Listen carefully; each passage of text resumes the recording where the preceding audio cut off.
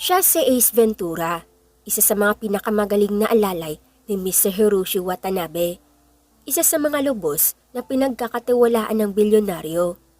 Inutusan siya nitong hanapin ang dating kasintahan na napag-alaman nilang nagdalang tao.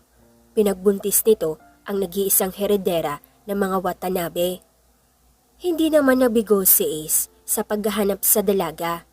Natagpuan niya ito. Kaya lang, ang isa sa mga problema niya ay kung papaano dadalin ang dalaga sa ama nito. Gayong lumaki ito sa hirap at tila salat sa kaalaman ng mayayaman. Ayaw naman niyang iharap ito sa mga tao para pagtawanan dahil sa wala itong class kung umasta. Tinalo pa nga nito ang mga tambay sa kanto kung kumilos. Hindi rin ito babae kung umasta. Kaya naman, inihayag niya kay Mr. Watanabe ang lahat at gaya ng inaasahan niya, kailangan niyang turuan ang dalaga kung paano umasta ng tama at magkaroon ng class. Ilang araw na niyang tinuturuan si Shaira, pero mukhang nahihirapan talaga ito. Mariing napapikit si Ace sa ginawang kapalpakan ng dalaga. Kung hindi lang ito anak ng big boss nila, hinding-hindi siya magtsatsaga na tulungan ito. Ibaba mo nga yung paa mo. Asar niyang sigaw, pansamantalang itong nakatira sa apartment niya. Para na rin matutukan niya ang pagtuturo dito at isa pa, ulila na rin ito sa ina. Hays, bakit ba ang init ng ulo mo? Hingos nito, ngunit hindi pinansin ang binata. Nagpatuloy lang siya sa pagkain. Muling napaawang ang labi ni Ace na makita kung paano uminom ng tubig ang dalaga. Wala talaga itong natutunan sa araw-araw na pagtuturo niya. Hindi ganyan uminom ang babaeng may class. Maging social ka naman. Paano kita iharap sa daddy mo? Kung ganyan ka umasta, pati pag inom ng tubig, hindi mo pa makuha? Ang di makapaniwalang sambit niya. Pareho-pareho naman ang pag-iinom ng tubig ah. Ikaw lang ang may problema. At isa pa, nauuhaw ako. Tugon niya. Kahit nauuhaw ka, kailangan mong i-maintain ang kilos mo. Maging class ka naman, hindi ganyan ang kilos ng isang mayaman. Sabi pa ni Ace. So kailangan ko pang baguhin ang sarili ko para sa kanila? Para sa nasabi nilang socialism? Sociality. Pagtataman niya. Whatever, hindi ako pinanganak para pakibagayan sila. Ito ang buhay na kinagisnan ko. Who cares kung hindi ako tanggap ng sinasabi mong society? I was born to be real, not... Itigil mo nga yung kalokohan mo. Gusto kong mag-focus ka sa goal mo. Awat niya bago naupo sa kabilang upuan. Ano bang goal ko? Usisa nito. What? Taka niyang tanong sa dalaga na ngumiti lang sa kanya. Are you serious? Ang di makapaniwalang sambit niya sabay tampal sa noo nang tumango ito. Ang sabi mo lang, kailangan kong gawin ang lahat ng inuutos mo sa akin without asking my real goal. Ang gusto ko lang naman talaga ay makilala ang tatay ko. Tapos, hindi ko na rin naman siya kailangan o maging ang kayamanan niya. Lumaki ako nang wala siya sa tabi ko. Ni anino niya, hindi man lang nagpakita sa akin. Saad pa nito na bahagyang nalungkot ang mukha. Kung gusto mo siyang makita, kailangan mong umayos at sundin lahat ng gusto ko. Ayokong mabuhay na dinidiktahan ng ibang tao. Kaya naman gagawin ko ang gusto ko. Matatag niyang wika. Really? Matapos nating paghirapan ang lahat ng to? Tapos yan lang ang sasabihin mo? Ang di makapaniwalang wika niya. Hindi ko kailangan mabuhay sa karangyaan. Sanay ako sa hirap at pinaghihirapan ang anumang bagay na meron ako ngayon. Kaya naman Ace, ako naman ngayon ang nakikiusap sa iyo. Huwag mo akong baguhin dahil lang sa yun ang gusto ng ama ko at ang utos sa iyo. Kung gusto kong magbago, gagawin ko without your consent. Puno na makahulugang saad niya. Pero Shaira, hindi ka ba napapagod sa kakasunod sa gusto ng ibang tao? Ni minsan ba, naisip mo kung naging masaya ka ba sa mga ginagawa mo? Sa tingin ko kasi, buong buhay mo, palagi ang gusto ng iba ang laging nasusunod. May sarili kang buhay, Ace. Wala silang karapatan na diktahan ka sa mga bagay na nagpapasaya sa'yo. Wika niya bago muling uminom ng tubig. Trabaho ko ang sundin at gawin ang gusto ng boss ko. Kaya naman, wala akong karapatan na magreklamo sa kung anong. Makatarungan bang alisin ng karapatan ang isang lingkod na gaya mo? Makatarungan bang sundin lahat ng nais nila? Ni minsan ba, may ginawa ka na para lang sa sarili mo? Muli at tanong niya sa binatang natigilan. Hindi nakaimik si Ace sa tanong na yun ni Shaira. Tama naman talaga ito. Ni minsan, hindi siya naging masaya sa mga ginagawa niya.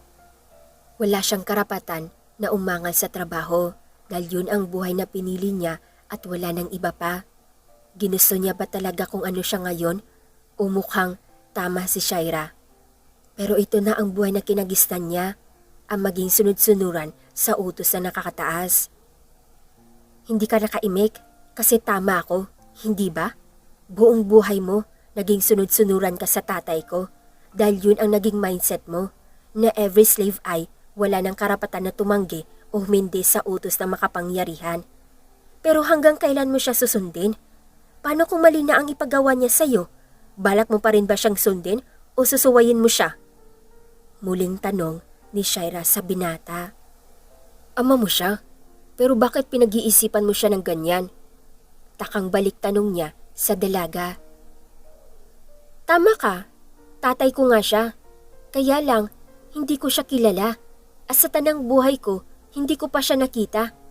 Hindi ba nakakapagtaka kung bakit bigla niya akong pinahanap?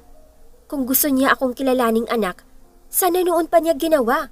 Nung maliit pa ako, nung hindi ko pa kayang tumayo sa sarili kong mga paa. Nung mga panahong kailangan ko ng ama.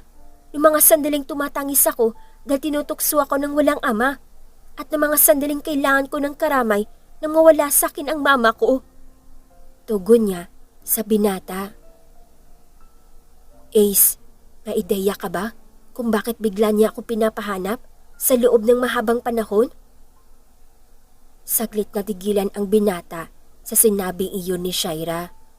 May punto rin kasi ito, kahit naman talaga sino nagtataka. Ano ba talaga ang pakay ni Mr. Watanabe kung bakit bigla niyang pinahanap ang anak nito? Samantalang pwede naman itong gawin iyon nung maliit pa si Shaira. Pero bakit ngayon pa kung kailan kaya na nitong tumayo sa sariling mga paa? Ang totoo, hindi ko rin alam. Huwag kang mag-alala. Aalamin ko ang dahilan niya bago kita dalhin sa kanya. Tugon ng binata na mapansin ang pagkabahala nito. Ang totoo, hindi maganda ang pakiramdam ko sa biglaan niyang pagdating sa buhay ko. Bakit ngayon pa? Ang tagal kong hinintay na hanapin niya ako, na magkaroon ng ama. Pero bakit ngayon pa? Hindi ko tuloy alam kung ano ang mararamdaman ko, kung matutuwa ba ako o hindi. Pag-amin niya na napapailing. Sa totoo lang, hindi ako komportable sa biglaan niyang pagsuporta sa buhay ko. Naging tikom ang bibig ni Ace habang nagsasalita ang dalaga. Sa totoo lang, ngayon niya lang napagtanto ang lahat. Bago siya utusan ni Mr. Watanabe, narinig niya itong may kausap sa phone na tila ba frustrated. Samantalang matapos ang pag-uusap nila ni Ace, nagpaalam siya dito na makikipagkita sa kababatan niya na minsan na ring nakilala ng binata. Ngayon ka pa talaga nagtaka kung bakit bigla ka pinahanap ng tatay mo? Eh di ba, matagal mo nang gusto magkaroon ng ama? Ang makilala mo siya. Ngayon magkakaroon ka ng katuparan ang mga pangarap mo. Saka ka naman nagtataka dyan. Puna ni Erin matapos ikwento ni Shaira ang nasa loob niya. Nasa cafe sila ng mga sandaling iyon. As usual, kumain ng favorite nilang ube cake at pasta. At gaya ng madalas nilang gawin, naging stress reliever nila ang lugar na yon.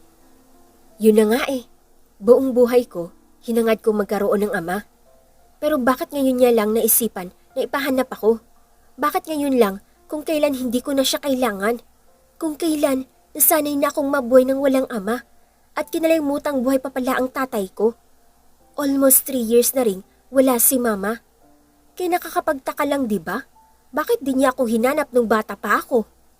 Himutok niya sa kaibigan. Baka naman kasi may mas malalim pa siyang dahilan, kaya ganun. Tugo nito habang nilalaro ang drinks sa pamagitan ng paghahalo. At anong dahilan niya? Ang di makapaniwalang tanong niya sa kaibigan. Kahit ano pang dahilan niya, parang ang hirap lang paniwalaan. Sa totoo lang, ayoko maging anak niya. Ngayon pa talaga kung kailan okay na ako, na nasa maayos na kalagayan na ako, na kaya ko nang tumayo sa sarili kong mga paa, na kaya ko nang buhayin ang sarili ko. Napapailing pa niyang wika. Alam mo, hintayin na lang natin ang update ni Ace. Sabi niya nga diba, aalamin niya ang tungkol sa bagay na to, ang tunay na dahilan ng papa mo. Sagot pa nito, bago nagpalingalinga sa paligid. Oh, speaking of the devil, anya nang makita ang binata mula sa kabilang upuan na may kasamang ibang babae. What? Taas kilay niyang tanong sa kaibigan na tila may tinitignan sa kabilang table. Hindi ba si Ace ang lalaking yun? Sino yung girl na kasama niya? Girlfriend niya? Halatang social ang babae ah. Yan ba ang tipo niya sa mga babae? Yung kulang na lang, nagubad ng damit sa pagiging social? Himutok ni Erin. Nagulat pa siya na makita ang kaibigan na tila makakapatay na sa sama ng tingin. Mukha namang gumanda lang siya dahil sa mga cosmetic na gamit niya o kaya sa kapal ng makeup niya. Hingus ni Shaira bago uminom ng hot choco. Dahan-dahan, mainit. Awat ni Erin sa kaibigan pero huli na napaso ito. Gosh, hindi mo naman sinabing mainit? Hingus niya. Hello, pinaalalahanan kaya kita. Kaso lang, hindi ka nakinig. Tapos ako pa nasisi mo. Sagot nito. Anyway, may gusto ka sa kanya no? Puna niya na siyang ikanatigil ng kaibigan niya. Ako? May gusto sa lalaking yan? Hello, okay ka lang? Ako? As in me? Really? Ang di makapaniwalang bulalas niya. Yes, as in you. Sagot ni Erin. May gusto ka nga sa kanya. Kilala na kita kapag nagsisinungaling ka. Ganyan na ganyan. Todo deny. Kulang na lang. Bagitin mo lahat ng words na me, myself, and I, etc. Hingos nito. Kailan pa nag-umpisa yang nararamdaman mo sa kanya? Wala nga akong nararamdaman sa kanya. Sa lalaking yan, ni hindi niya nga kayang ipagtanggol ang gusto niya. Ni hindi niya kayang panindigan ang sarili niya. Nabubuhay lang siya para sundin ang gusto ng iba. Hanggang kailan siya magiging sunod-sunuran? Padaskol niyang tugon. So ayon, may dahilan naman pala. Kaya todo deny ka dyan sa nararamdaman mo. You cannot escape love. At isa pa, nasa tao yun. Kung gugustuhin ni Ace na magbago, gagawin niya yun. Sa ngayon, let's give him time. Hindi ko lang talaga maiwasan na hindi mainis sa tuwing naiisip ko na nabubuhay siya sa pagsunod sa utos ng ibang tao. Hindi dahil sa gusto niya. Himutok pa ni Shaira.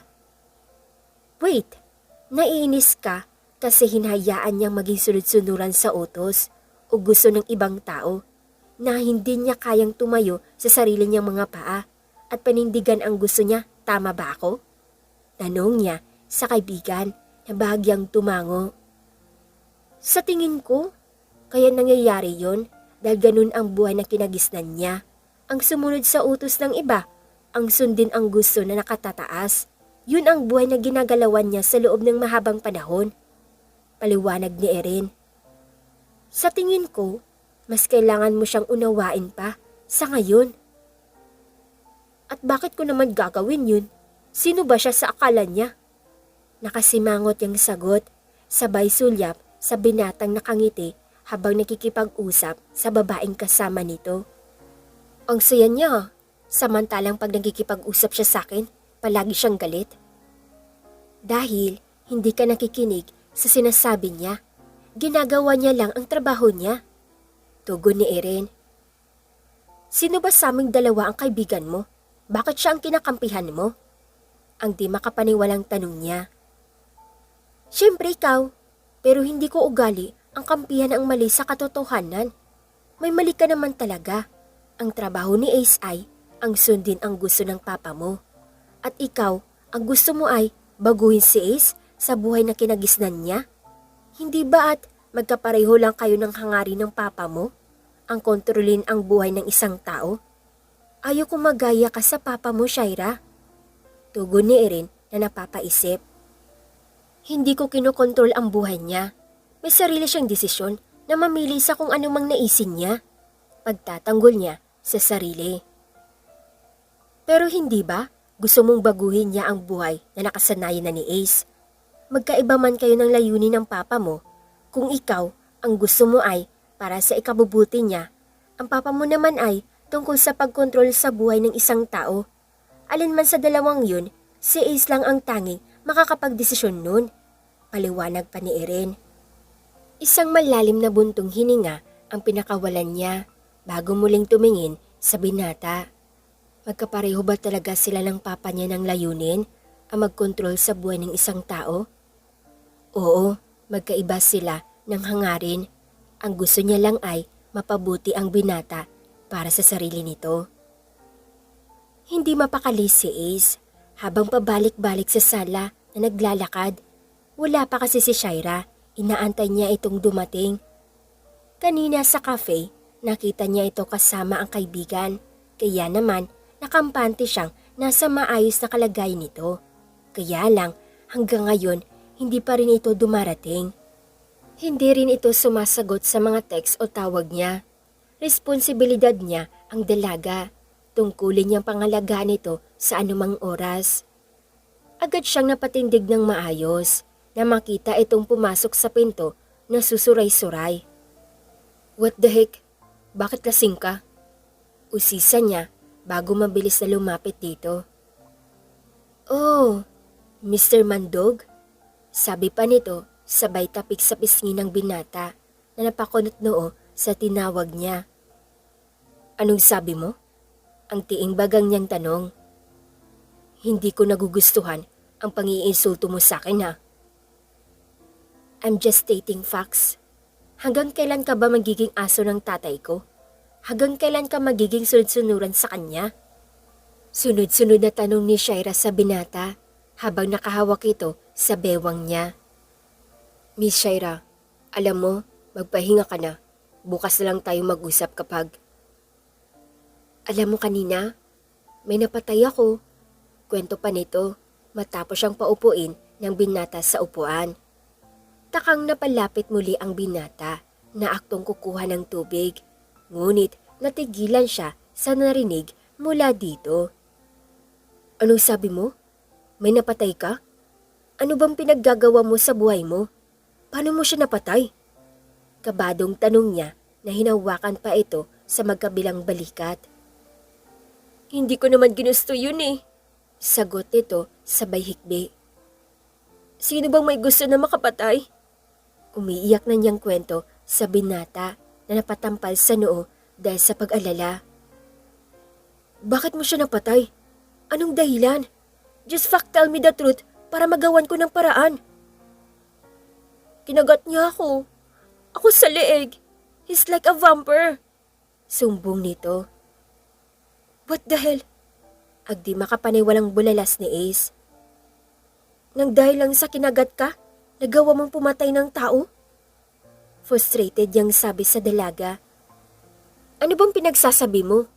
Kinagat kaya niya ako, kinasampal ko siya. May dugo pa nga sa kamay ko kanina. Now I become a murderer. Wika pa nito na humawak sa braso ng binata. Alisin mo yung kamay mo. Utos pa ni Ace sa dalaga. How come? Naging isa akong murderer. Ngayon isa na akong mosquito murderer. Sabi nito sabay palahak ng iyak. Wait, what? Anong pinatay mo? Ang di makapaniwalang tanong niya sa dalaga matapos marinig ang sinabi nito. I become a mosquito murderer. Sa isang iglap, baka mamaya dumating ang mosquito soldier. Anong gagawin ko, Ace? Ayokong maging pagkain ng mga lamok. Hikbi niya at siniksik ang sarili sa binata na tila di makapaniwala sa mga narinig sa dalaga. Aaminin niyang kinakabahan talaga siya sa sinabi nito. Ang buong akala niya, totoong nakapatay talaga ito. Yun pala, lamok lang ang tinutukoy nito mula pa kanina. Hindi niya alam kung ano ang nararamdaman ng mga sandaling iyon. Gusto niyang isilid sa sako ang dalaga para mapayapa ang pangambang naramdaman niya ng mga sandaling iyon. Kahit naman sinong matatakot sa sinabi nitong nakapatay ito, bigla siyang napakunot noo na mapansin ang pananahimik ni Shaira. Kaya naman, pasimple niya itong sinulyapan na noon ay nakasandal sa balikat niya. Napangiti siya na makita itong nakatulog. You're such a brat. Alam mo ba yun? Pinakaba mo ako kanina. Bulong niya sa dalaga na ngayon ay mahimbing na natutulog sa balikat niya. Bahagya siyang napatitig sa maamong mukha ni Shaira. Alam mo, tama ka. May dahilan nga kung bakit bigla ka nalang pinahanap ng papa mo. I'm sorry, Shaira, kung pati ikaw nadamay sa magulong mundo na meron ang papa mo. Pero pangako, gagawin ko ang lahat para protektahan ka. Wika niya habang nakatingin sa black screen kung saan malaya niyang nakikita ang refleksyon nilang dalawa. Buong buhay niya, hindi siya naghangad na magkaroon. Masaya na siya kung anumang natatanggap niya mula sa ibang tao. Meron man siyang matanggap o wala. Pero nang sandaling makita niya ang dalaga, lahat nagbago. May kung ano sa puso niya ang binubuhay nito. Dahilan para magkaroon siya ng hangarin at pagnanais na protektahan nito. Oo, madalas niyang sungitan si Shaira dahil sa mga pagkakamali nito. Ang nais lang naman talaga niya ay ang mapabuti ito. Nagising si Shaira dahil sa sakit ng ulo. Hindi niya alam kung paano siya nakauwi ng bahay ni Ace. Sobrang nalasing na kasi siya. Natatandaan pa niyang kasama niya si Erin sa pag-iinom. Napasa po siya sa ulo upang alalahanin ang mga pinaggagawa niya. Ang huling natatandaan niya, kasama niya ang kaibigan si Erin habang sakay ng taxi. At sa pagkakatanda pa niya, sinundo sila ng pinsan ni Erin na si Sebastian Jade. Sa sobrang kalasingan niya, hindi na niya matandaan kung paano siya nakarating sa kwarto ni Ace. Ang guest room ang pansamantala niyang ginagamit. Pahitamad na bumangon siya at tumungo sa kusina kung saan naabutan niya ang binata na nakaupo at tila inaantay ang pagbaba niya. Formal ang mukha nito, marahil sermon na naman ang abot niya. Hindi pa siya nasanay dito. Pasensya na kung sa kwarto mo ako nakapasok. Hinging pa umanin niya sa binata na nakatingin lang sa kanya habang naka-cross arm. Inumin mo yung gamot na nasa table. May kailangan tayong pag-usapan. Formal pa nitong sabi. Tungkol saan? Usisa niya, bagamat naupo sa harapan nito. About your dad. Gusto niyang isama kita sa party mamaya. Tugon ni Ace bago nagpakawala ng isang malalim na buntong hininga. Ano? Biglaan naman ata? Ang di makapaniwalang tanong niya sa binata na hanggang ngayon napaka-formal pa rin ng mukha. Inaasahan na to ni Mr. Watanabe, kaya ang gusto niya, isanay kita at matuto ka agad. Tugon ni Ace. Gaano ba kaseryoso yan? Dahil sa totoo lang, kinakabahan ako sa'yo. Napaka-formal ng mukha mo. Gusto mo ba akong patayin sa pag-alala na baka pumalpak ako mamaya? Ingos na sa binata na muling napataas kilay. Seryosong usapan to, Miss Shaira. Kailangan mong kumilos at alalahanin lahat ng itinuro ko sa'yo. Sagot ni Ace. Sabihin mo nga sa'kin, anong dahilan? Usisa pa niya sa binata. Darating ang elder para magpasya kung sino ang susunod na tagapagmana ng Watanabe Sempar. Ang gusto ng dad mo ay makuha mo ang posisyon na yon. kaya gusto niyang sanayin ka sa lahat. Paliwanag ni Ace. Di ko alam na may kaagaw pala ako sa posisyon ko sa pamilyang yon. Napapailing na wika ni Shaira. Ikaw ang younger heiress ng Watanabe's family, ang nag-iisang may dugong Watanabe, kaya kailangan mo makuha mo ang posisyon na yon. Agawan ba to ng posisyon? Bakit hindi mo sinabi sa akin? Sabihin mo nga, matagal mo nang alam ang tungkol sa bagay na to. Tama ba ako? Ang napapailing niyang tanong kay Ace. Ikaw ang nag-iisang may dugong wata. Hindi yun ang tanong ko. Kaya sagutin mo ang tanong ko at huwag mong iniiba ang usapan. Mariing wika niya sa binata. Ang totoo, bago ko lang din nalaman ang lahat. Sinabi sa akin ng papa mo, ang Watanabe's family ay may isang batas na hindi pwedeng baliin ng sinuman. Maliban na lang kung may maglalakas loob na suwayin niyon at baguhin. Anong batas? Usisa ni Shaira kay Ace. Na kailangan nilang palitan ang pinuno ng Watanabe's Empire bago sumapit ang ika-45 na kaarawan ng sinumang tagapagmahala ng Watanabe's Empire. Pipili sila mula sa mga heiress ng pamilya. At dahil ikaw ang nag-iisang anak ni Mr. Watanabe, kailangan mo makuha ang posisyon sa mga kaagaw mo. Paliwanag ni Ace. May mga pinsan pa ako? Wala silang dugong Watanabe. Sa madaling salita, hindi mo sila kamag-anak. Gaya ng sinabi ko, ikaw ang nag-iisang tagapagmana, kaya mag-iingat ka ng husto. Gagawin nila ang lahat, makuha lang sa'yo ang posisyon mo. Saad ni Ace. Kung wala silang dugong Watanabe, paano nagkaroon sila ng karapatan na kunin sa akin ang posisyon ko? Ang nalilito pa niyang tanong. Clever by clever. Tandaan mo itong mabuti. Sa paligid mo, marami mga wolf na nakaabang para lang makuha ang posisyon mo. Para silang mga gutom na lobo. Handa silang sunggaban kaanumang oras. Maraming naghihintay na magkamali ka. Sa isang pagkakamali, pwedeng mawala sa iyo lahat. Paliwanag niya ng puno ng katotohanan. Hindi ba? At wala ka rin pinagkaiba sa kanila? Pasarin niya sa binata. Hanggang kailan mo ba ako paparatangan sa bagay na yan? Ang di makapaniwalang usisa ni Ace sa dalaga. Hanggat hindi mo kayang panindigan ang sarili mo. Sagot pa niya bago tumayo. Huwag kang mag-alala. Gagawin ko ang lahat para lang maprotektahan ang kumpanya ng pinaghirapan ng papa ko. Kukunin ko ang posisyon anuman ang mangyari. At kapag nakuha ko na ang posisyon na yon, babaguhin ko ang paniniwala nila at ang kaugalian. Wika pa niya bago ito tinalikuran. Huwag kang makampante. Hindi basta-basta ang makakalaban mo. Nakalimutan mo na ba? Isa akong Watanabe. Nanalaytay sa dugo ko ang dugo ng aking ama. Hindi ako bobo, gaya ng iniisip mo. Final yang wika.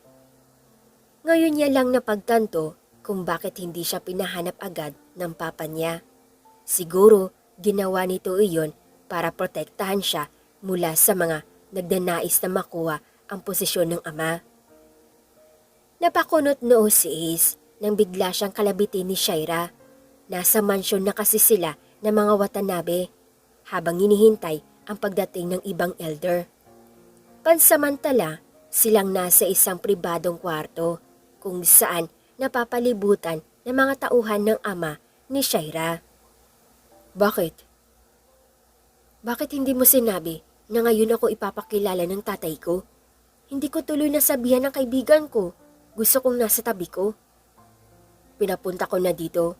Huwag kang mag-alala. Darating ang mga yun bago magsimula ang party. Agap niya sa sasabihin nito. Teka. Bakit?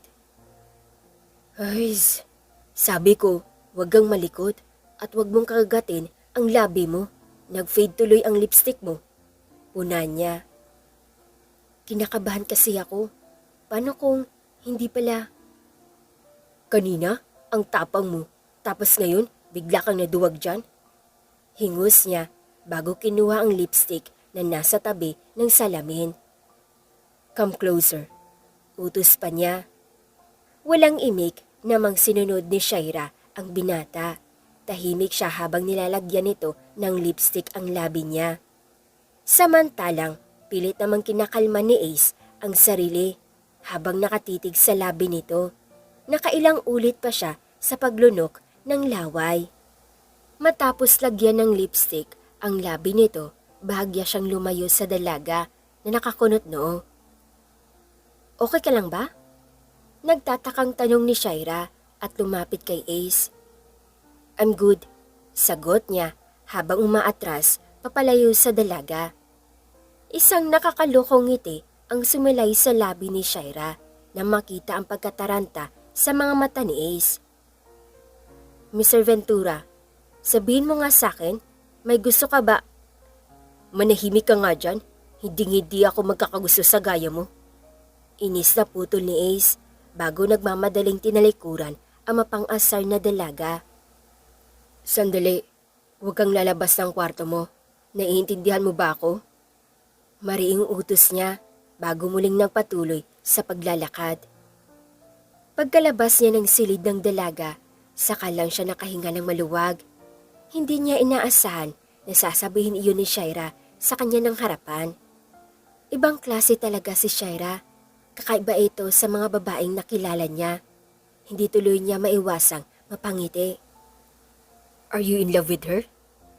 Usisa ni Chuck, isa sa mga kaagaw ni Shaira sa posisyon ng Watanabe Senpai. Anong ginagawa mo dito? Ang naalerto niyang usisa sa binata. Hindi ko ba pwedeng makita ang pinsan ko? Balita ko, dumating siya kanina kasama mo. Nagpapahinga siya at hindi pwedeng abalahin. Tugon ni Ace. Alam mo, kung ako sa'yo, hindi ko na siya sana dinala dito sa mansyon. Alam mong hindi ligtas na narito siya, hindi ba? Wika ni Chuck. Natatakot ka bang makuha niya ang posisyon na nararapat lang naman talaga na sa kanya mapunta? Ang nakangising tanong ni Ace sa binata. Talaga bang ang taas ng tingin mo sa kanya? She's nothing compared to anyone here. Lumaki siya sa hirap. Anong magagawa ng isang kagaya niya? Hindi siya nararapat sa posisyon niya. Wala kang karapatan na sabihin ang bagay na yan. Huwag mo siyang pangunahan dahil lang sa kinakalakihan niyang buhay. Sa totoo lang, sa iyong dalawa, wala ka pa sa kalahati ng kakayahan niya. Nakangisi pa niyang sagot kay Chuck. Isang makahulugang ngiti ang sumalay sa labi ni Chuck na makita ang pagngisi ni Ace. Hindi ko inasahan na sa loob ng maikling panahon, nagkaroon ka ng lakas na sagutin ako ng ganyan. Samantalang isa ka lang na utusan, tauhan ng mga Watanabes. Sa paningin ko, isa ka lang aso na walang magawa at sunod-sunuran sa utos ng amo mo. Ngayon, kumakahol ka na? Mariing wika ni Chuck. At ikaw naman, isang lobo na palaging nakahandang sunggaban ang kalaban mo. Singit ni Shaira na nakatayo mula sa may pinto. Hindi ba mas nakakatakot ang mga lobo kaysa sa asong sinasabi mo? Young lady, hindi ka dapat lumabas ng kwarto mo. Gaya ng manahimik ka. Utos niya kay Ace para patigilin ito sa pagsasalita. So, ikaw pala ang kaagaw ko sa posisyon ng Watanabe Senpai. Wika ni Chuck nang humisi. Hays, hindi ko inaasahan na isang iyaking bata ang kaagaw ko sa posisyon. Akala ko, higit pa yun sa inaasahan ko. Nakakaawa ka naman. Pinaghandaan ko pa naman ang araw na to. Nakangising wika ni Shaira. Tinawag mo akong bata? E di hamak na mas matanda pa ako sa'yo. Ang di makapaniwalang wika ni Chuck. Oh, ganun ba? Akala ko kasi mas matanda ako sa'yo. Paano kasi? Napakaiyakin mo. Ganyang pag-iisip ba ang meron ka? Para kang batang inagawa ng candy. Nakangisi pa niyang wika. Ace, bumalik ka na sa loob. May kailangan tayong pag-usapan. Utos niya bago tinalikuran ang mga ito. Tahimik na sumunod naman si Ace sa utos ni Shaira. Agad na hinila ni Shaira Ang binata nang makita itong papasok ng kwarto niya. Nakaalis na ba si Mr. Wolf? Usisa niya kay Ace na napataas kilay. Hindi ko inaasahan, napaka-cool mo kanina habang kausap mo siya. Sigurado akong magiging aware siya. Komento ni Ace sa halip na pansinin ang sinabi nito. Ano bang sinasabi mo? Sa totoo lang, natatakot ako sa kanya. Pinilit ko lang maging kalmado kanina. Mukhang ang salbahin niya. Sagot niya at pahitamad na paupo sa kama. Pero ang galing ng pinakita mo kanina. Hindi nga siya. Teka, lahat ng yun, pagpapanggap lang kanina? Usisa pa ni Ace na mapagtanto ang punto ng dalaga na bahagyang tumango. I'm sorry. Ang galing mo magpanggap. Uyam niyang wika. Akala pa naman niya natuto na ito. Thank you. Hindi yun compliment. Alam mo bang naiinis at disappointed ako? Mas lalong hindi rin ako natutuwa sa ginagawa mo. Sa tingin mo ba, galing sa puso yung pasasalamat ko? Hindi mo ramdam na labas yun sa ilong ko? Asar niyang sagot sa binata. Sinabihan na kita na kailangan mo mag-ingat at huwag kang lalabas ng kwarto hanggat wala pa ang hudyat ng papa mo. Pero hindi ka nakikinig.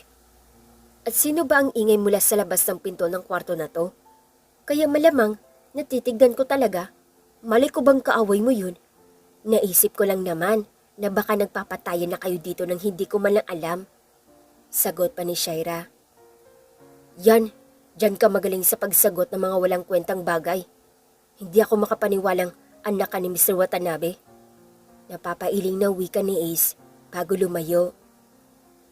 Oh, talaga? Bakit ikaw? Saan ka ba magaling? Ang maging sunod-sunuran? Mukhang tama nga ang lalaking yun. Para kang aso na sunod-sunuran sa gusto ng iba. Bahag ang buntot mo. Inis siyang wika. Wala naman talaga siyang balak na insultuhin ang binata. Pero napikon na rin kasi siya. Kung makapagdikta ito sa kanya, parang mas tinalo pa nito ang diktador noong mga kapanahunan ni Marcos. Hindi na ako natutuwa sa mga pinagsasabi mo sa akin kaya mas lalo naman ako. Mula sa araw na to, huwag mo na akong lapitan pa. Saka mo na ako kausapin kapag kaya mo nang harapin ang mga taong yun at hindi maging sunod-sunuran sa gusto nila. Huwag kang mabuhay ayon sa gusto ng iba. Mariing wika niya na siyang ikinatigil nito. Sinabi niya yon para makita ang magiging reaksyon ng binata. Gusto niyang mapabuti ito, kaya naman gagawin niya ang lahat para lang matuto itong harapin ang kahinaan. Mula sa mansyon, matapang pinagmamasdan ni Ace ang dalaga na noon ay masayang nakikipag-usap kay Erin at sa kasamang lalaki ni Erin.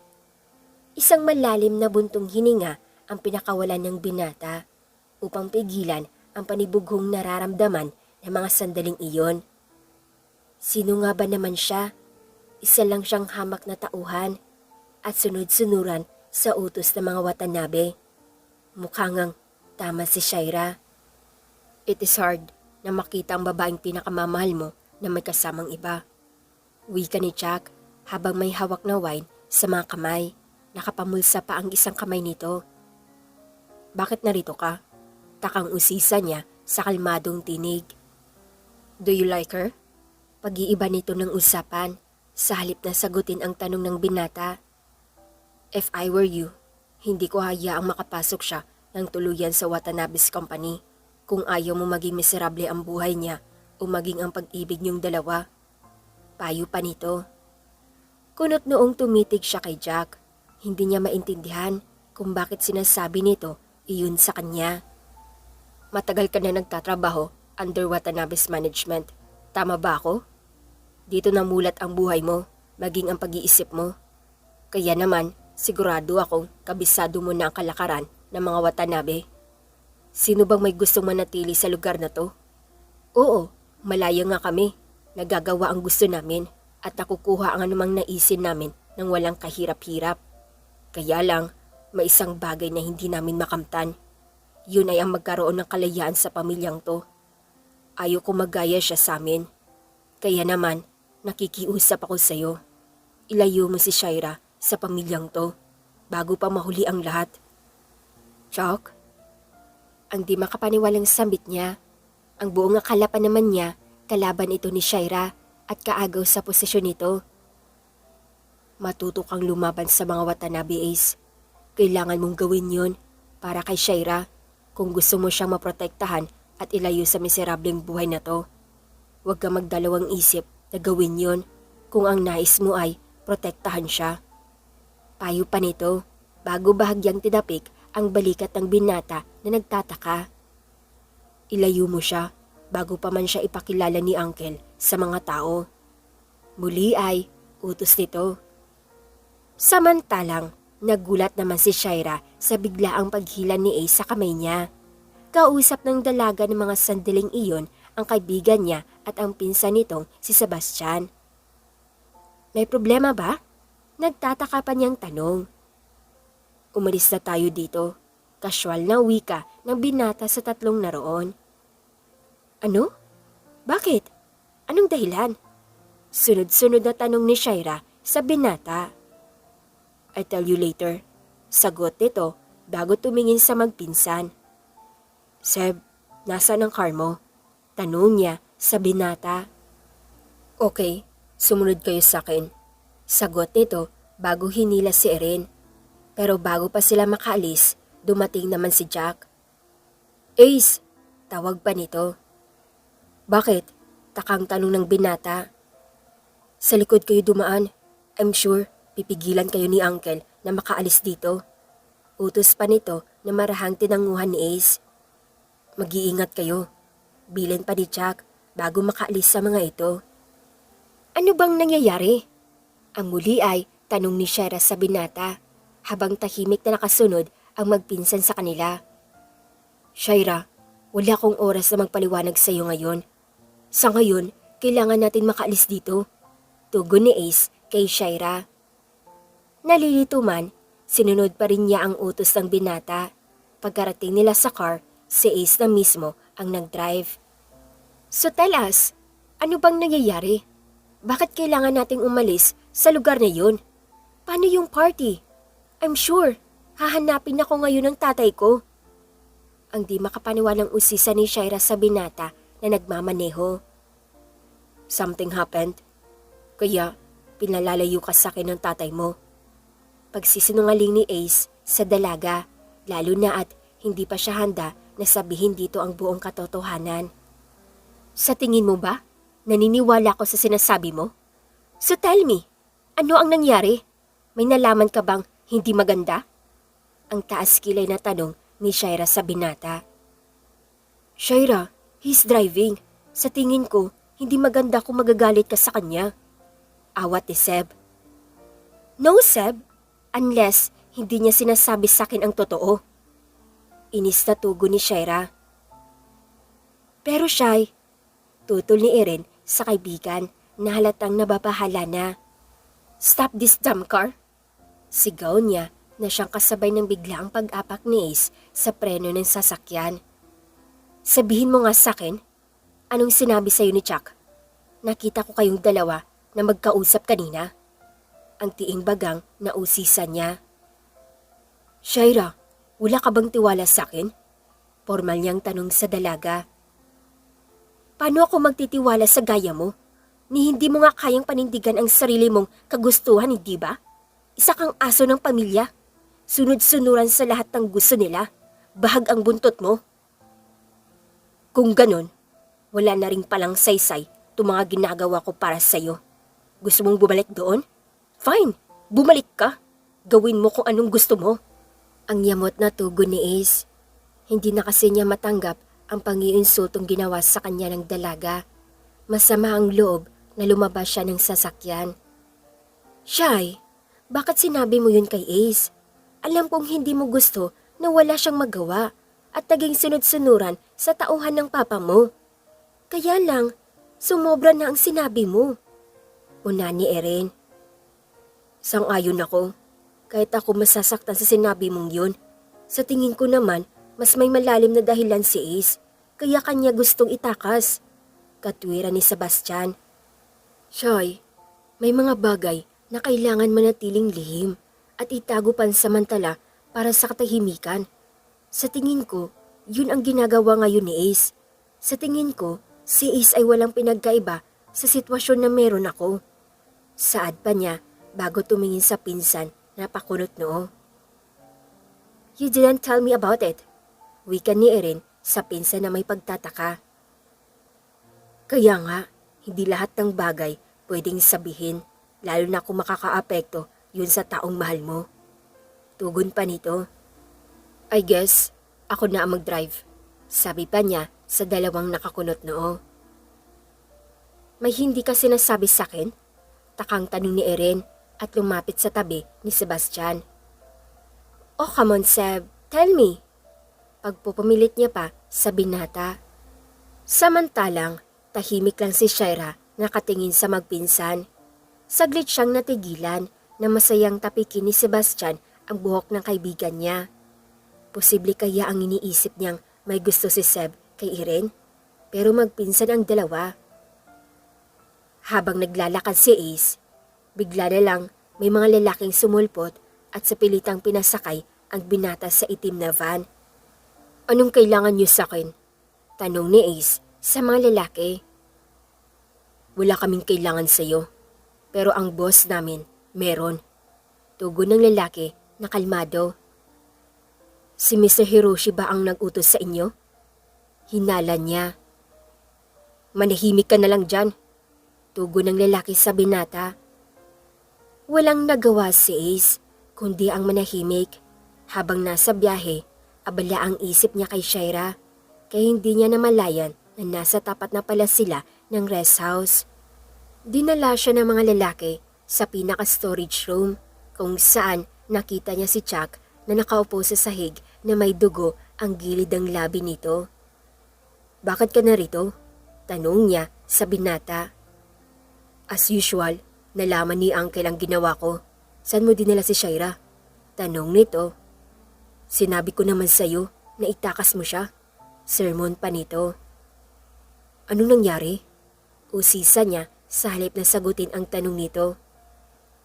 Nalaman ko ang binabalak ni Uncle, kaya binalaan kita na ilayo mo si Shaira bago pa siya makilala ng buong mundo. Pero anong ginawa mo? Narito ka para samahan ako sa maliit na silid na to. Ang sweet mo naman. Hingos nito sa yamot na tinig. Nagalit sa akin si Shaira. Ang akala niya magkasabwat tayo. Iniisip niyang bala kong siraan ng papa niya sa kanya. Tugon ni Ace bago sumanda sa dingding. Nga pala, bakit gusto mong protektahan si Shaira? Ayokong magaya siya sa buhay na naranasan ko. Ayokong maging miserable ang buhay ni Shaira nang dahil sa papa niya. Oo, hindi ako tunay na Watanabe. Pero alam ko ang pakiramdam ng walang kalahihan sa pamilyang yon. Ang pakiramdam na para kang nasasakal sa mga responsibilidad mo. Ang daming bawal, ang daming batas na kailangan sundin.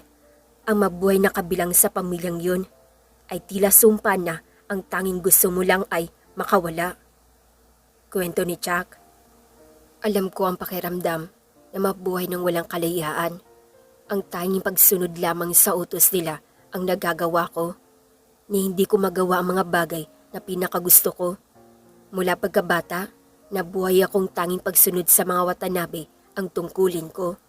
Ni hindi ko makapa ang tunay na kaligayahan sa puso ko.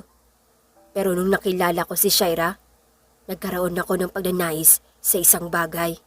Yun ay ang makasama siya, ang mahalin siya nang dahil sa kanya.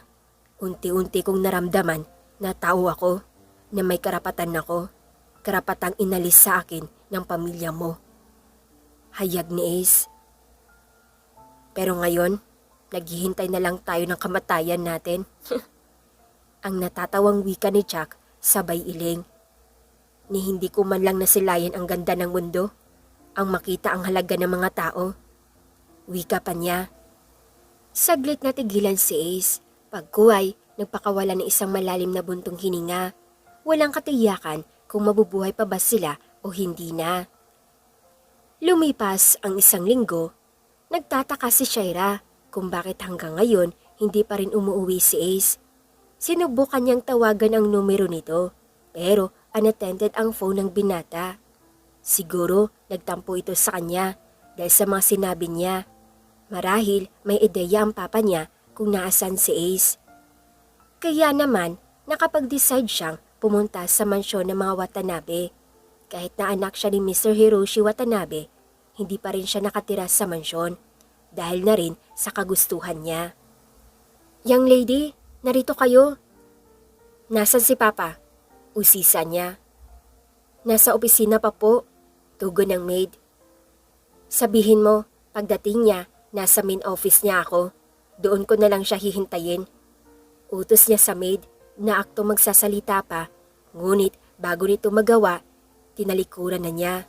Habang papunta sa office room ng ama, naisipan naman niyang i-text ang kaibigan at ipaalam ang ginawa niya. Sa totoo lang, sa ilang araw na hindi niya makita si Ace, hindi siya matahimik pa. Alam niyang nasaktan nito sa mga nasabi niya. Kaya naman, handa siyang gawin ang lahat. Bumalik lang ito ang maging maayos uli ang samahan nila. At habang naghihintay sa ama, naisipan naman niyang muling tawagan ang numero ni Ace. Habang tinatawagan ang numero ng binata, ay bigla siyang natigilan nang marinig ang tunog ng phone na nanggagaling sa kabinet. At para makatsak na phone nga ni Ace ang nasa kabinet, muli niyang tinawagan iyon.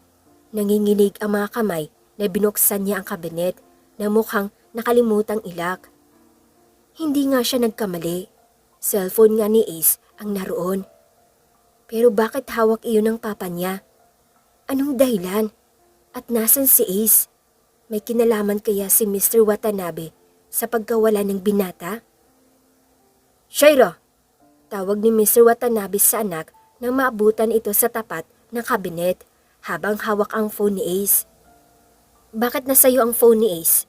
Anong ginawa mo sa kanya? May kinalaman ka ba sa pagkawala niya? Sunod-sunod na tanong niya sa ama. Nagkakamali ka. Isinuko ni Ace ang cellphone niya bago siya. Hindi ako ganun katanga para paniwalaan ang kasinungalingan niyo. Ngayon, sabihin mo sa akin, nasan si Ace? Ulit niya sa tanong. Hindi ko alam, Shaira. Ako ang ama mo, pero pinag-iisipan mo ako ng ganyan? Ang di makapaniwalang sambit nito. Tama kayo. Ikaw nga ang tatay ko. Pero hindi yun sapat na dahilan para pagkatiwalaan kita. Anong kailangan mo sa akin at bigla mo akong pinahanap? Tanong niya sa ama. Hindi kita maintindihan.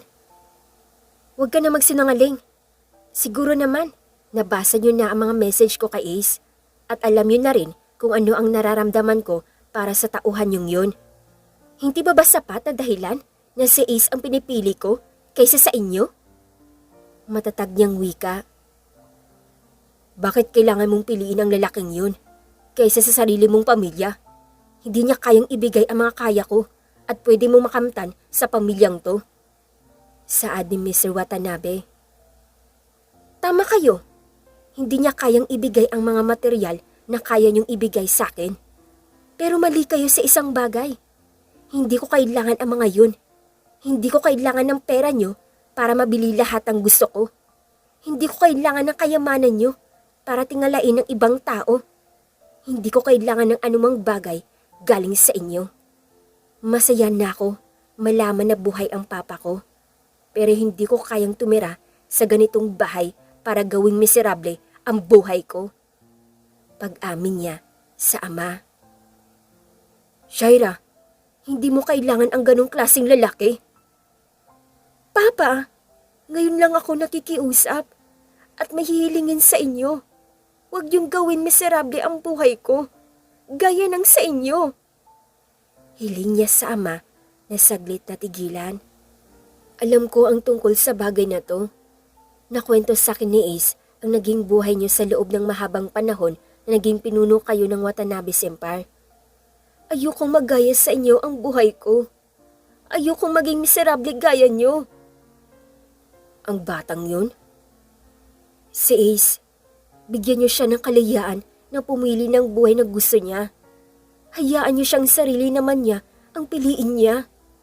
Kasi sa loob ng mahabang panahon, kayo ang inuna niya ng higit pa sa sarili niya. Hiling niya sa ama na hindi nakaimik. Gusto mo ba talaga siya? Saad pa ni Mr. Watanabe sa anak. Sobrang gusto ko siya. Tugon niya sa ama na nakangiti. Naiintindihan ko. Napapatango nitong wika. Huwag ka mag-alala. Ako na ang bahala kay Ace. Umuwi ka na at magpahinga. Utos pa nito sa anak. Salamat, Papa. Ang naluluhan niyang wika bago niyakap ang ama na sobrang higpit bago siya umalis sa mansyon. Totoo lahat ng sinabi niya sa ama. Hindi niya kailangan ng kayamanan nito para maging miserable ang buhay niya gaya ng naranasan nito. Hanggang kailan ba tayo mananatili sa lugar na to? Ang tanong ni Ace habang nakatingin sa dingding. Pasalamat ka na lang, hanggang ngayon buhay pa rin tayo. Sagot ni Jack habang nilalaro ang Rubik's Cube. Hanggang ngayon ba? Hindi mo pa rin nabubuo yan? Taka niyang puna sa binata na naglalaro pa rin. Alam mo ba kung bakit mahilig ako maglaro nito? Kahit hindi ko man lang magawang buuin? Bago ako napunta sa mga Watanabe, nanggaling ako sa isang orphanage. I have a twin brother. Hindi kami identical twin. Sa totoo lang, galit siya sa akin dahil iniwan ko siya. Sobra siyang nasaktan nang piliin kong sumama sa mga Watanabe. Sinubukan kong hanapin siya, pero wala akong makuhang impormasyon. Ang huling balita ko, may nakapag-ampon na sa kanya. Alam mo ba, bahala kong hanapin siya kapag nakalabas na ako dito. Kwento ni Jack sa binata. Anong pangalan ng kambal mo? Usisa niya na napapaisip. Sian, yun ang pangalan niya. Pero marahil, binago na yun ng mga umampun sa kanya. Sagot ni Jack. Sa bagay, tama ka dun. Napapatango pa niyang wika. Kasabay nun ang pagbukas ng pinto at pumasok si Mr. Watanabe. Uncle? Tawag ni Jack. Sir? Hoys, Jack, hindi ko gustong ginawa mo. Pero wala akong karapatan na ikulong ka dito. Wika niya sa binata na payuko ng ulo. Mula ngayon, gusto kong mabuhay ka na ayon sa gusto mo. Gawin mo kung anumang magpapasaya sa'yo. Saad pa niya. Uncle, seryoso po ba kayo dyan? Ang di makapaniwalang tanong ni Jack sa lalaking na bahagyang tumango.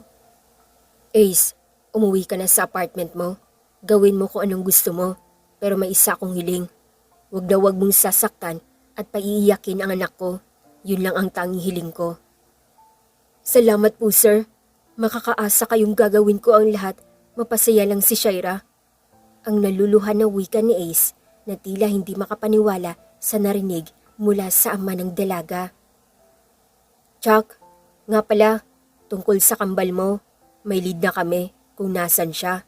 Sa totoo lang, nagkita na kayong dalawa sa party. Siya si Sebastian Jade, ang kapatid mong si Sian. Pagbibigay alam pa nito sa binata na natulala sa sinabi niya. Uncle? Alam ko na matagal mo na siyang pinapahanap. At sana matagpuan niyo ang kaligayahang hinahanap niyo. Hiling pa nito bago tinalikuran ang dalawang binata. Ace, narinig mo yun? Sa wakas, makikita ko na uli ang kambal ko. Masayang bulala si Chuck. Hindi ako makapaniwalang kapatid mo si Sebastian. Pero masaya ako para sa'yo. Finally, natupad na rin ang gusto mo. Bati niya sa binata. Ako din, masaya ako para sa'yo. Ingatan mo ang pinsan ko. Alalahanin mo, isa siyang Watanabe. Nakangiting wika ni Chuck. Nakangiting tumango si Ace sa sinabing iyon ni Chuck. Sa kabilang banda naman, nagulat pa si Shaira nang pagbukas niya ng pinto, si Ace ang bumungad sa harapan niya. Kasama nito si Chuck, kapwa marumi ang damit ng dalawang lalaki. Shay, yung pagkain na ba natin yung dumating? Sigaw na tanong ni Erin mula sa loob. Seb, pakidala ng water dito. Utos pa nito sa binatang nasa kitchen. Ace? Ang di makapaniwalang sambit niya bago mahigpit na niyakap ang binata na halatang nagulat din. I miss you. Pag-amin ni Ace habang mahigpit na yakap ang dalaga. Saan ka ba galing ha? Alam mo bang nag-alala ako sa'yo ng sobra? Akala ko na paano ka na. Akala ko galit ka sa'kin kaya hindi ka nagpapakita at sumasagot sa mga tawag at text ko. Ang naiyak niyang wika sa binata habang mahigpit na hawak ang mga kamay nito. I'm sorry, may nangyari kasing hindi maganda. Pero ngayon okay na, nandito na ako sa harapan mo. Sagot ni Ace at masayang tinitigan ang dalaga. I know everything. Masaya ako na pinakawalan ka ni Papa. Pero teka nga, bakit magkasama kayong dalawa? At bakit ang dungis niyo? Nag-away na naman ba kayong dalawa? Ang di makapaniwalang tanong niya sa binata na bahagyang ngumiti sa kanya. Pagkuway, masayong pinisil ang pisngi ng dalaga. It's not what you think. Mahabang kwento. Kinulong lang naman kami ng papa mo. Pero hindi na yun mahalaga ngayon. Hindi naman niya kami sinaktan at wala siyang ginawa sa amin. After all, he's kind. Sagot ni Ace. Sasagot na sana si Shaira nang lumabas si Sebastian mula sa kitchen na agad namang nakita ni Chuck. Siyan? Tawag niya sa kambal na halatang nagulat sa pagtawag niya. Oh? Kilala mo si Seb? Ang di makapaniwalang tanong ni Erin na lumapit sa pinsan at masayang kumapit sa bisig nito. Paano mo nalaman ang pangalan ko? Takang tanong ni Seb kay Chuck. Saglit namang natigilan si Ace. Alam niya ang tungkol dito dahil nabanggit iyon ni Mr. Hiroshi Watanabe bago sila umalis sa rest house. Masaya akong makita na nasa maayos kang kalagayan, siyan Jade. Wika pa niya habang pigil ang sarili na maiyak. Sino ka ba? Bakit alam mo ang buong pangalan ko? Tanging kambal ko lang ang tumatawag sa akin ng ganon. Ang muling usisa ni Seb kay Chuck. Kambal? Litong tanong ng dalawang babaeng naroon.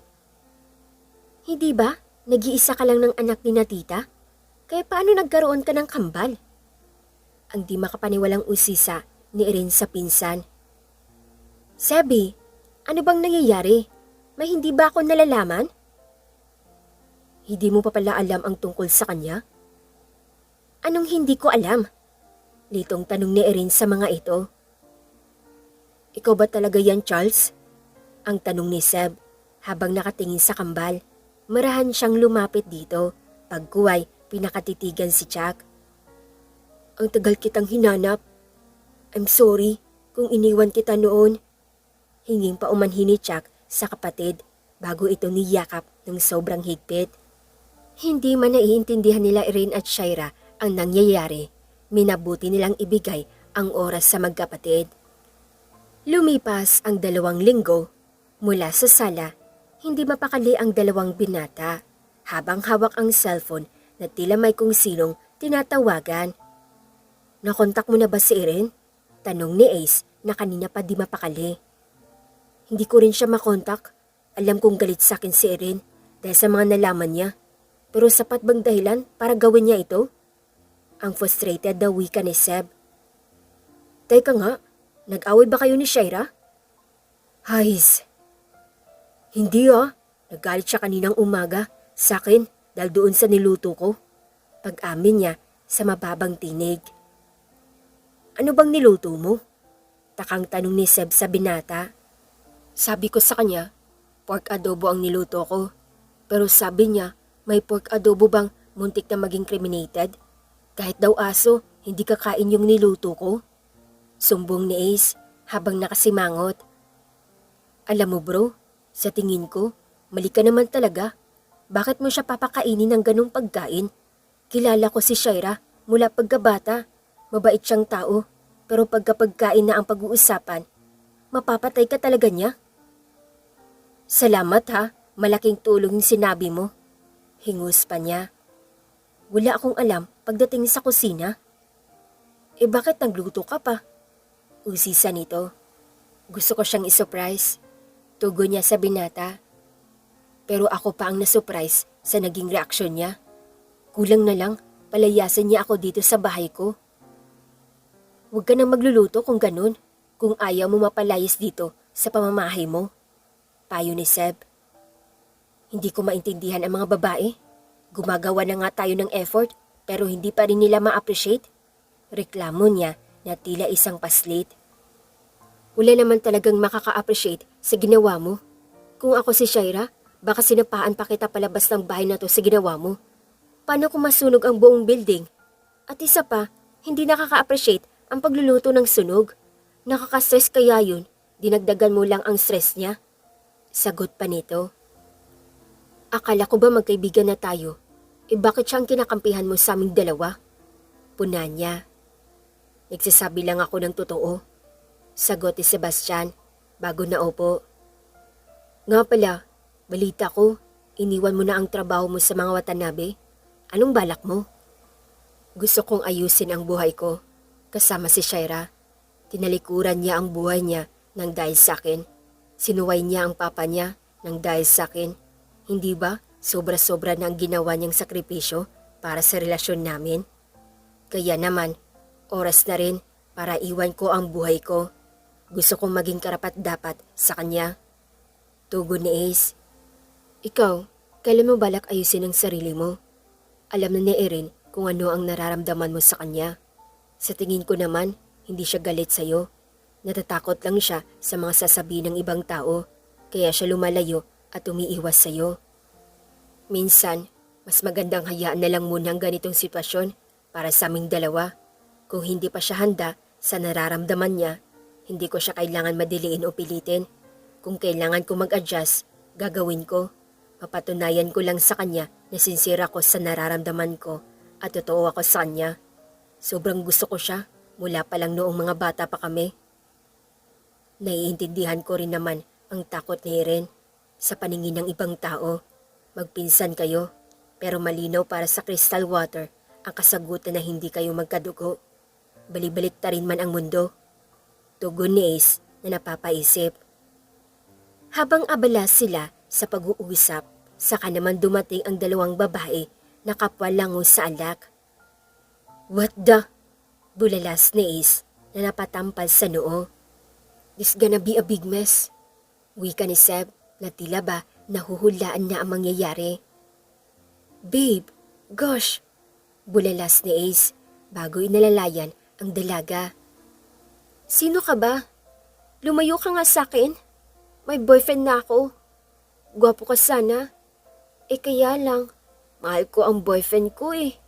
Kahit pinagkaitan siya ng talento pagdating sa pagluluto. Kwento pa nito, sabay tawa. Sebi, look! Nalulunod ang isda. Tulungan mo naman siya. Baka mamatay siya. Wika ni Erin. Hindi siya pwede nang palaging nasa tubig. Baka kabagin siya. Hays, ayoko talaga naglalasing silang dalawa. Pareho pa naman silang mga baliw. Reklamo ni Seb. Sinabi mo pa, the last time nalasing si Shaira, she even told me na nakapatay siya. Sobra akong kinabahan nun. Yun pala lamok ang napatay niya. Kwento ni Ace habang nakatingin sa magkaibigan na ngayon ay magkayakap. They both crazy kapag lasing. Saad ni Seb bago lumapit kay Erin na ngayon ay nakahiga na sa sofa. Erin, let's go. Ayaw niya sa dalaga. I hate you. Pero bakit mas nasasaktan ako sa pag-iwas sa'yo? Wika nito na nangilid ang luha sa mga mata. I'm sorry. Hinging pa umanhin ni Seb sa dalaga, saka maingat na hinawi ang buhok nito. Gamitin niyo na lang ang guest room. Sa kwarto ko na lang matutulog si Shaira. Wika ni Ace bago binuhat ang girlfriend na katulog dahil sa sobrang kalasingan. Matapos dalhin sa kwarto ang kasintahan, muli din siyang bumalik sa sala kung saan naabutan niya itong nakaupo. What are you doing here? Takang tanong niya sa binata na halatang nagulat na makita siya. I can sleep beside her. Malikot siyang matulog. And besides, I respect her more than myself. Tugon nito. Ikaw, puna pa ni Seb. Malikot siyang matulog, pa siyang trompo. Sagot pa ni Ace. Kapwa sila nagkatinginan, pagguway, natawa, dahil magkaugali ang mga babaeng gusto nila. Love is all about respecting your partner, giving her, him, an assurance, protecting them for any cause. Mas masarap mahalin yung taong ibibigay sa'yo lahat ng respeto na meron siya. Yung uunahin niya ang kapakanan mo kaysa sa sarili niya. It sounds like a selfish, pero ganun ang pag-ibig. You're willing to sacrifice everything para sa taong mahal mo. Kinabukasan, nagising si Shaira na maramdamang may yumakap sa kanya. Masakit pa ang ulo niya dahil sa hangover. Ace, tawag niya sa pag-aakala ang binata ang yumakap sa kanya. Gaga, it's me. Hingos ni Erin sa kaibigan bago hinampas ito ng unan sa mukha. Anong ginagawa mo dito? Kunot noong tanong niya bago naupo. Nagising ako dahil sa sobrang sakit ng ulo ko. Kukuha sana ako ng tubig sa kitchen, kaso nakita kong tulog yung dalawa sa sala, kaya dito na lang ako pumunta. Tugon pa ng dalaga. Sa kusina sila natulog? Usisa niya kay Erin na bahagyang tumango. Bes, sa tingin mo, anong kabaliwan na naman ang nagawa natin kagabi? Usisa niya sa kaibigan. Hindi ko rin maalala. Sobrang sakit pa ng ulo ko. Tugon ni Shaira sa kaibigan na natigilan, pagguway na patutob sa labi. O bakit? Ano nangyari? Usisa niya.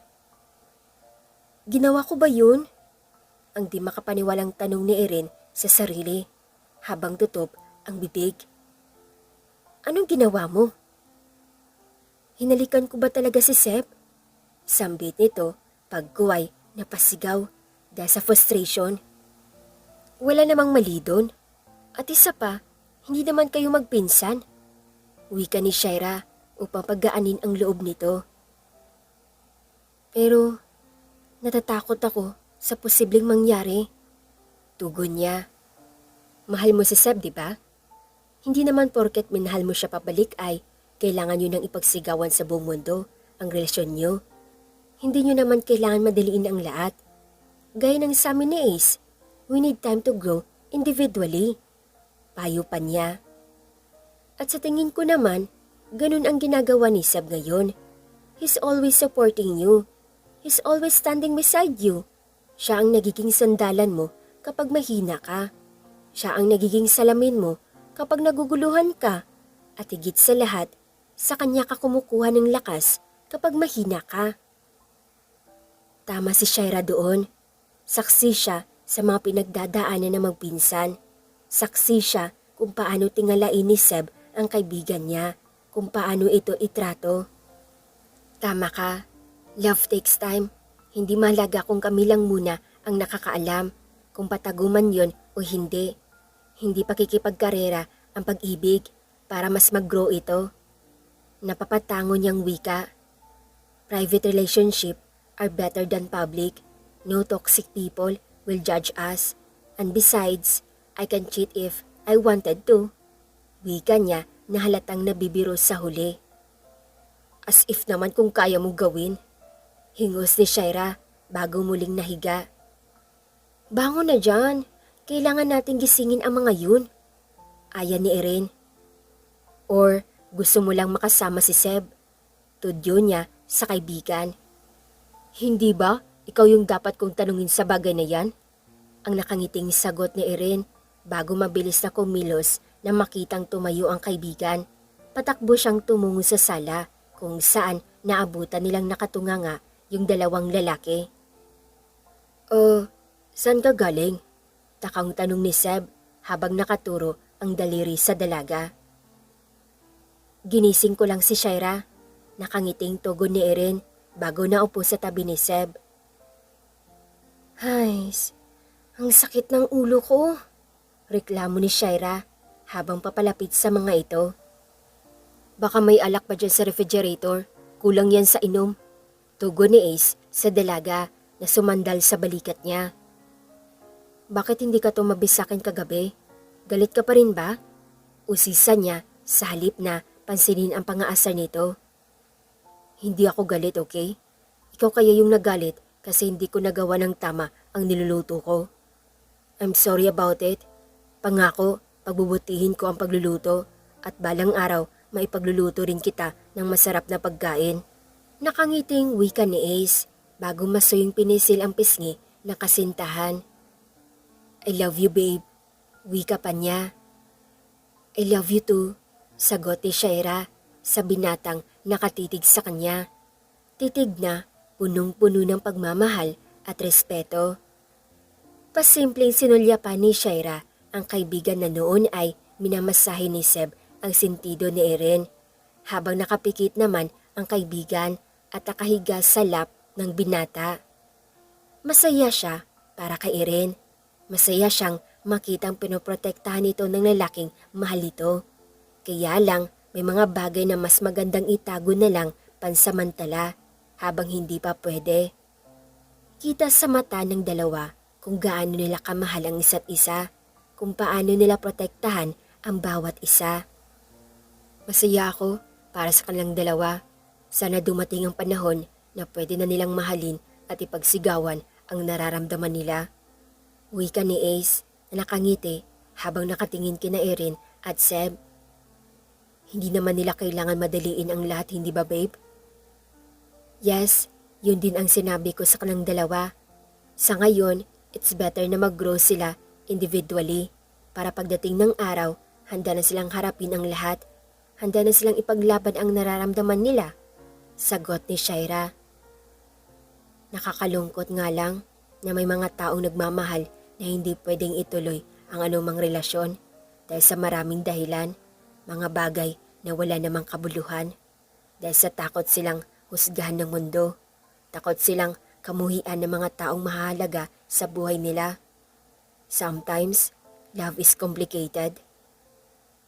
Hindi nga lang sa atin nangyari yun. Nakangiti niyang wika bago niyakap ang nobyo. Thank you, dahil pinaglaban mo ako. Kahit naalalay lang ako ng ama mo, minahal mo pa rin ako. Puno ng damdamin na wika niya. Hindi naman mahalaga ang katayuan sa buhay o kung gaano man kayaman ang pamilyang pinagmulan ko. Sa puso at isip ko, pantay-pantay lang ang mga tao sa mundong to. Walang mababa at walang mataas. Lahat tayo may karapatan na gawin kung anong gusto natin. Sagot pa ni Shaira. Thank you, Miss Billionaire. Ang nakangiti niyang bulong bago hinagkan ang labi nito. You're welcome, my slave. Tudyo niya sa binata na muli siyang hinagkan ng magaan sa labi. Pagkuway, kontentong tinitigan siya. No more words can define kung gaano niya kamahal ang dalaga. Ito ang nag-iisang pangarap na gusto niyang makamit. Nag-iisang pangarap na bumubuo sa pagkatao niya. Love, sometimes, is the opposite of what man, woman we wanted to date. Love is like a rhythm, palaging hindi magkatugma, walang sukat, ngunit may kalayaan na ihayag ang iyong sariling saloobin. Love, it's all about expressing how exactly you feel toward those persons. Ang makasama sa buhay ni Shaira, ang pinakamasayang nangyari kay Ace, ang dalaga, ang nag-iisang bagay na pinakahahangad niya. Love, it's not about forcing things to happen. Hindi ito karera para makipag-unahan ka. Instead, let your love grow together na hindi kailanman madaliin. Love, it's all about supporting your partner. When she sees weak, be their strength. When they feel bothered by something, be a mirror to reflect what matter inside their head.